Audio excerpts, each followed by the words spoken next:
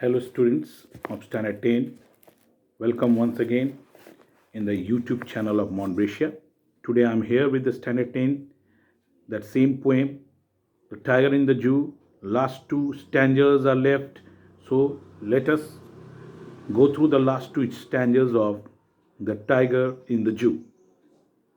So, in the last stanza, I have taught you that how tiger has been put into the cage, how he moves from one place to another inside the cage and control his strength, anger within himself. Here the tiger has been personified, and so it has been described in the form of he. Now see the fourth stanza. But he is locked in a concrete cell, his strength behind bars, stalking the length of his cage, ignoring visitors. The tiger is not left free.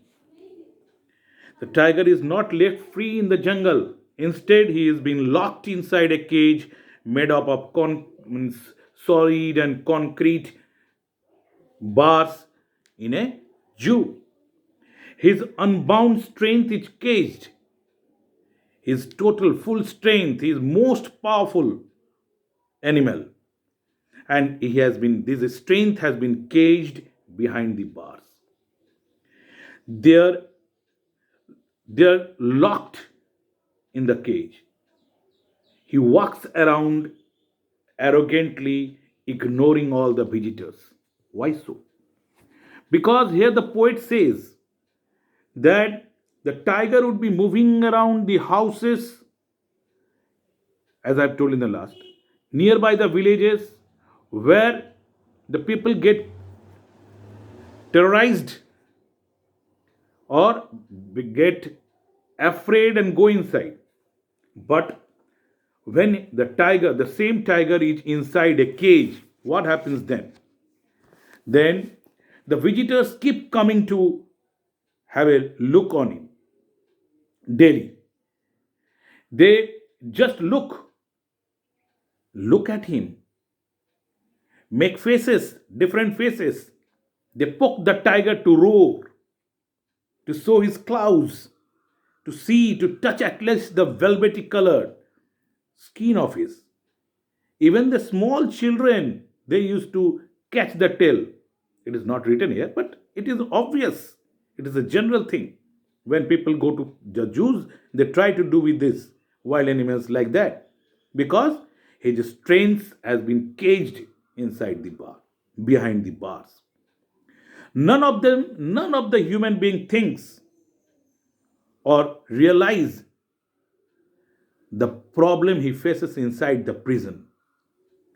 None of them has thought of releasing him. Never.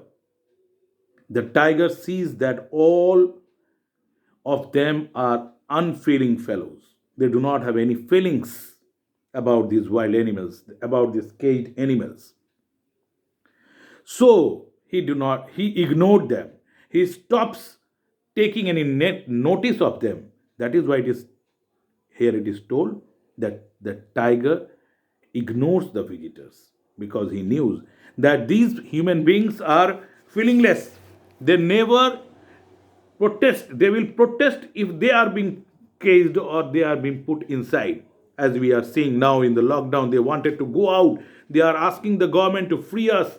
But what about those animals, wild animals, who always lives freely in the forest? The human beings are so selfish, they only think for themselves. That's why he ignores those visitors. In the last stanza, he hears the last voice at night, the patrolling cars, and stares with his brilliant eyes at the brilliant stars.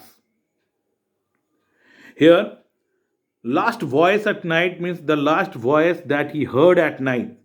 Patrolling cars means cars which patrol or keep watch with the car. If it is a big zoo, the patrolling team cannot, the persons who are kept to look after the animals, they cannot visit every animals to see whether they have been inside the cage, they have gone there, whether they have got the food or not.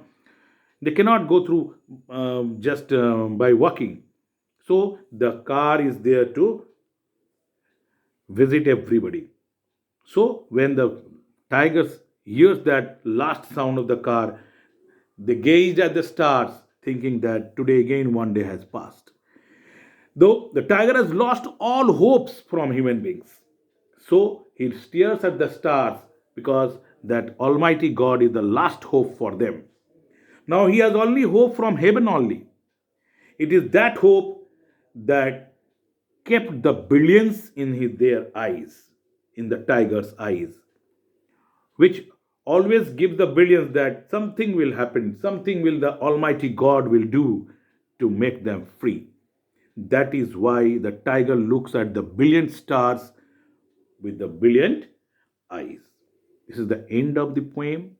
So, my dear students, from next day onwards, instead of teaching new chapter, I will go through gradually, chapter wise, one by one, all the questions I will give chapter wise, and you have to write those questions and answers in a fair copy. Thank you.